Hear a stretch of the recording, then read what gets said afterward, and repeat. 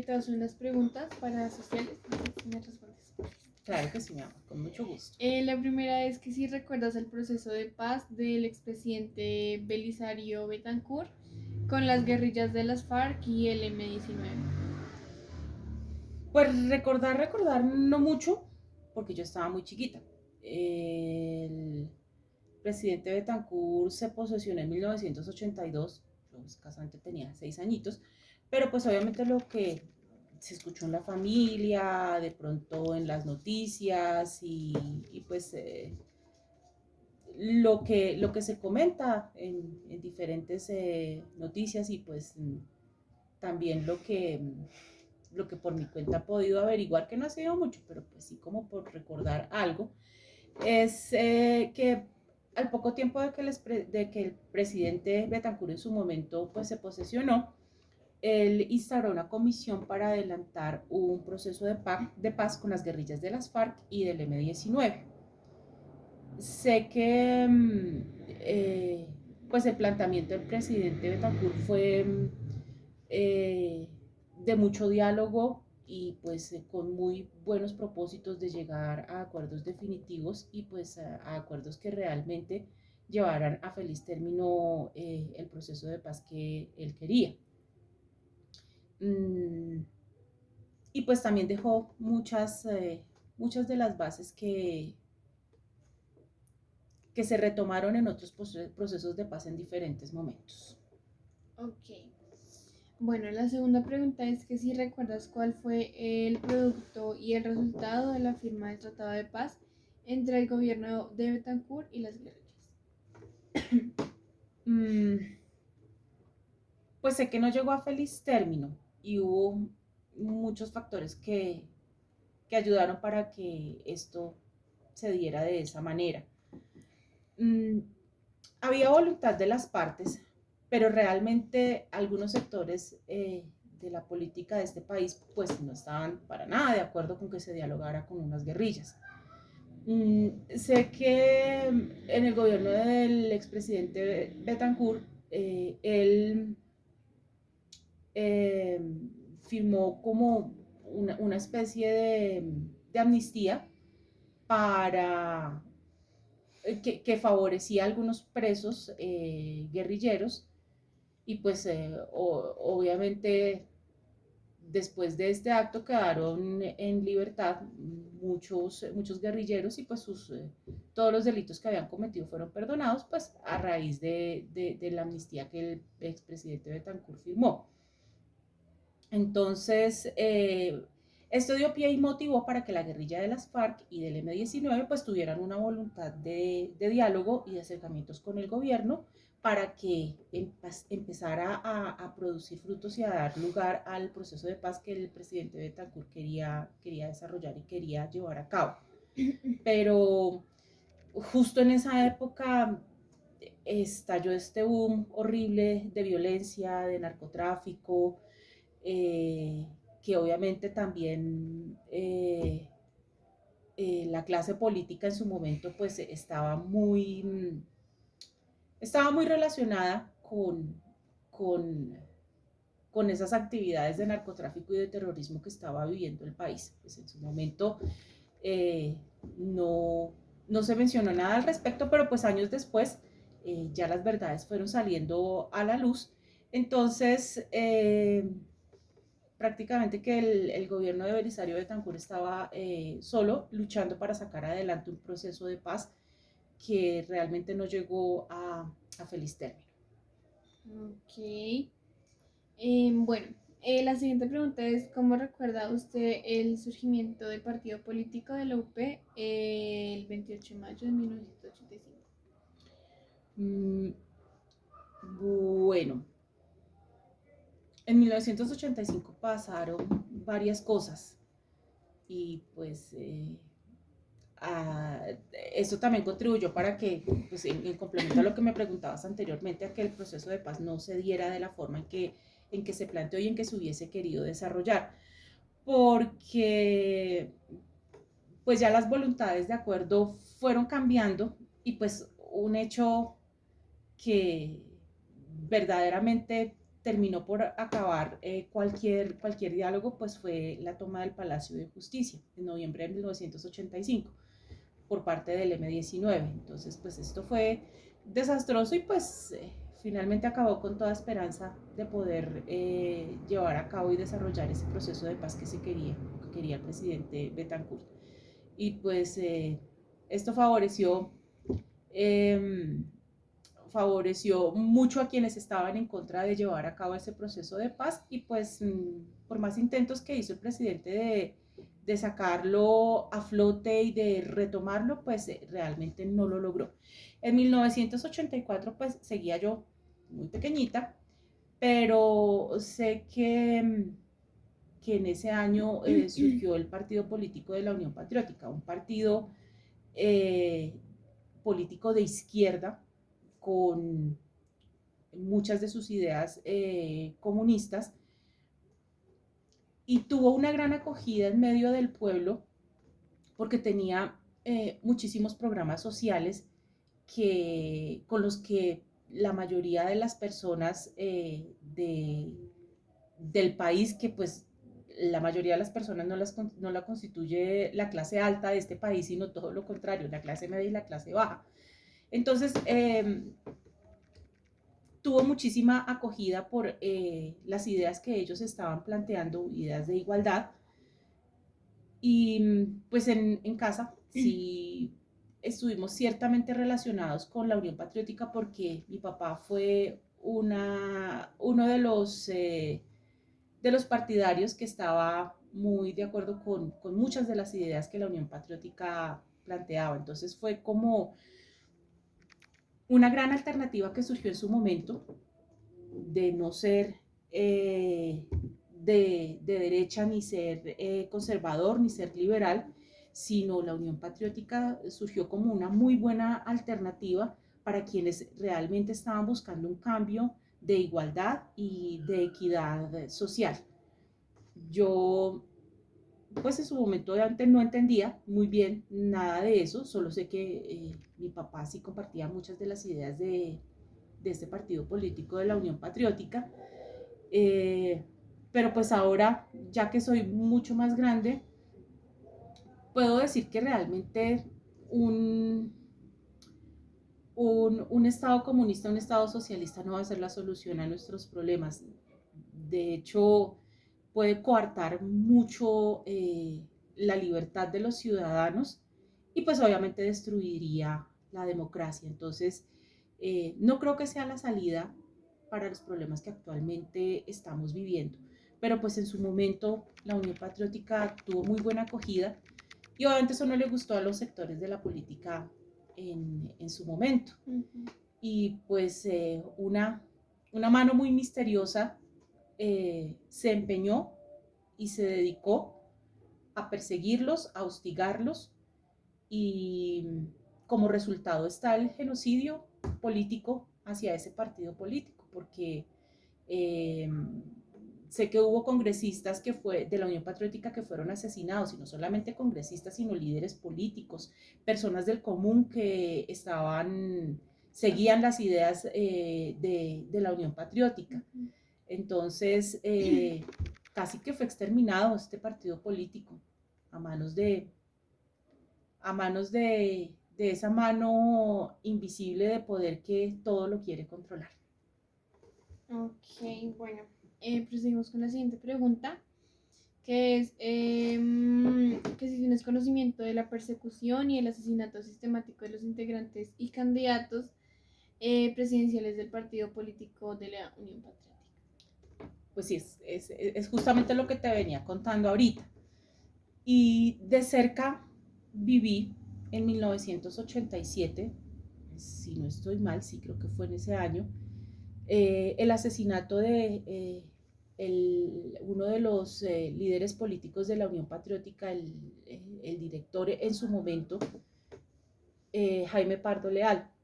No recuerdo muy bien en qué circunstancias fue que lo asesinaron, pero sí sé que causó gran conmoción en el país y al interior de nuestro hogar, en casa, se sintió muchísimo, pues porque como ya te dije, tu abuelito pues compartía muchos de los ideales de este partido político, entonces, y específicamente de lo que planteaba Jaime Pardo Leal. Entonces, sé que él se puso muy triste e incluso siendo nosotras, tu tía Linda y yo, muy pequeñitas, nos fuimos los cuatro, mi mamá, mi papá, Linda y yo, a la plaza de Bolívar donde lo estaban velando a él. Había muchísima gente, eran ríos de gente y, y toda la gente se sentía y se veía muy conmocionada por eso que había sucedido, por ese terrible hecho que había sucedido.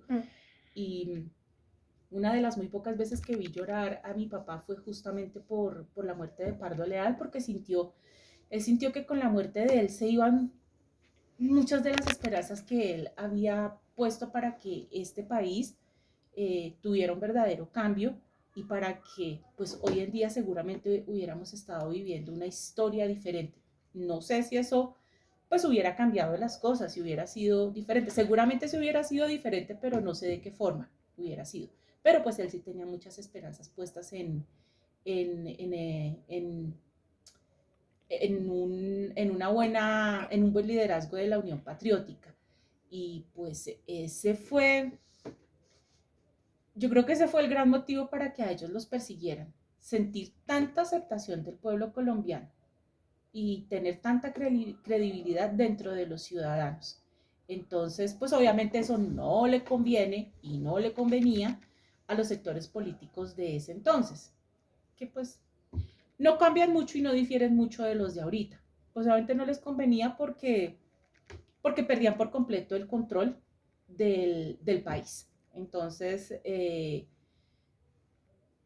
esa mano oscura que te digo, porque no puedo decir nombres, no, desconozco de quién se trata, pero se habla de ciertos partidos políticos, se habla de la misma guerrilla, se habla de narcotráfico. De hecho, eh, Gonzalo Rodríguez Gacha, que fue uno de los narcotraficantes más devastadores que tuvo nuestro país, estuvo o lo involucraron, no sé si estuvo, pero pues sí estuvo realmente involucrado, pero fue involucrado dentro del proceso a raíz del asesinato de Jaime Pardo Leal. Entonces, hubo muchas cosas que se confabularon para que esto sucediera y al poco tiempo después, no sé, no recuerdo, 2, 3 años después, otro de los líderes políticos y directores del Partido de la Unión Patriótica fue asesinado. Él fue Bernardo Jaramillo, un tipo también muy joven, con muy buenos planteamientos, con muy buenas ideas y con unos programas sociales muy atractivos. Eh, pues es que ya estaba yo más grandecita y pues hasta o sea, yo también tenía credibilidad sobre lo que ellos proponían. Imagínate que Bernardo Jaramillo, él tenía una fundación que se dedicaba a rescatar jóvenes de la calle y a reintegrarlos a la sociedad. Entonces, pues esa es una labor social absolutamente valiosa, a la que casi nadie le apuesta, a la que casi nadie le apunta. Y pues hubo gran tristeza, hubo mucha tristeza cuando otra esperanza se vio marchitada, porque después de la muerte de Pardo Leal, pues fue muy difícil recobrar la esperanza y recobrar la confianza en otro líder político de izquierda. Y pues finalmente lo logró Bernardo Jaramillo, pero por muy poco tiempo, porque también fue vilmente asesinado. Ok, vale. Bueno, la siguiente pregunta es, si la anterior respuesta fue sí, ¿por qué crees que se dio la persecución sistemática denominada el baile rojo? Pues la verdad no recuerdo el término del baile rojo, pero sí tiene que ver un poco mucho con lo que te he contado. Pues a muchos sectores de, del país, bueno, llámese sectores económicos, políticos, eh, y pues otra clase de población que estaba muy conforme con lo que estaba sucediendo y sigue sucediendo, pues no le convenía un cambio tan drástico, y pues sí vieron como amenaza a estos líderes que estaban moviendo masas y que estaban proponiendo cosas eh, realizables y que verdaderamente le convenían al pueblo colombiano. Entonces, pues teniendo el control de tantas instituciones y teniendo la libertad de poder hacer o cometer actos delictivos sin verse ellos implicados, pues obviamente inició la persecución hacia los líderes de la Unión Patriótica, el hostigamiento al interior del partido, eh, y pues el asesinato de los líderes, que fue lo más contundente, el asesinato de esos dos personajes, Jaime Pardo Leal y Bernardo Jaramillo, y de otros tantísimos líderes y simpatizantes del partido, que se dedicaron fue a exterminarlo. Por eso tengo entendido que ya está catalogado ese acto como un genocidio político, porque la persecución y el hostigamiento realmente fue evidente, y pues mayor prueba de eso fue el asesinato de sus dos líderes más representativos. Listo. Bueno, continuemos con la última pregunta. Y es que si tú crees como padre de familia y ciudadano que es importante abordar estos temas en las aulas de los colegios y las clases de ciencias sociales. Por supuesto que sí, por supuesto que sí. Son temas muy sensibles, pero que necesariamente se deben tratar con absoluta objetividad, porque,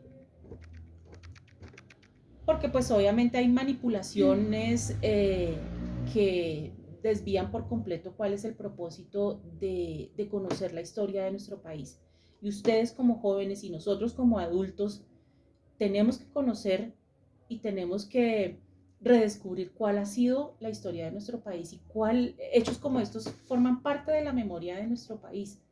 Eh, Cuando se habla de la década del 80 y del 90, pues lo más común es relacionarlo con el narcotráfico. Pero resulta que el narcotráfico solo fue una de las tantas cosas que sucedieron y han seguido sucediendo.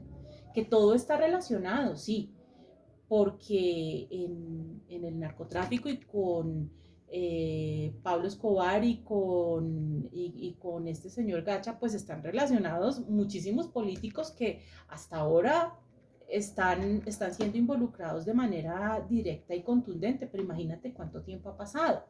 Entonces, si ustedes como jóvenes quieren un cambio real y quieren vivir en una sociedad mucho más justa, y nosotros como adultos queremos que realmente esto cambie y por fin tener un poco de tranquilidad ya cuando seamos un poco más mayores, definitivamente ustedes tienen que conocer qué es lo que ha sucedido con nuestro país para no cometer esos mismos errores y para corregir otros tantos, para que el voto que ustedes le vayan a dar a un candidato sea realmente responsable, para que se forme su criterio y para que puedan decidir con plena libertad y con argumentos cuáles son los ideales que quieren perseguir y cuáles son los líderes que quieren que los gobiernen. Entonces, cuando tú tienes ese conocimiento, es muy difícil que venga una persona a hacerte cambiar de parecer de buenas a primeras o tan fácilmente, no, porque tú ya conoces una historia, conoces una realidad, conoces un contexto. Entonces, en ese orden de ideas, por supuesto que es muy importante conocer ese y otros tantos detalles que de pronto no han salido a la luz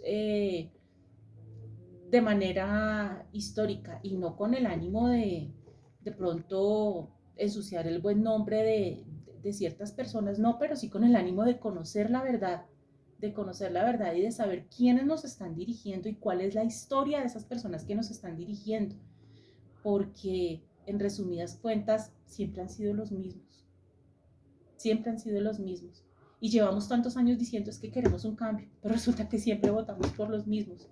Entonces, si queremos un cambio, el cambio está en nuestras manos y es nuestra responsabilidad tomar unas buenas decisiones con criterio, con responsabilidad y con mucha sensatez. Y para eso hay que conocer qué es lo que ha sucedido con nuestra historia. Bueno, mami, muchas gracias por tu tiempo. Con mucho gusto, mi amor, espero te haya servido.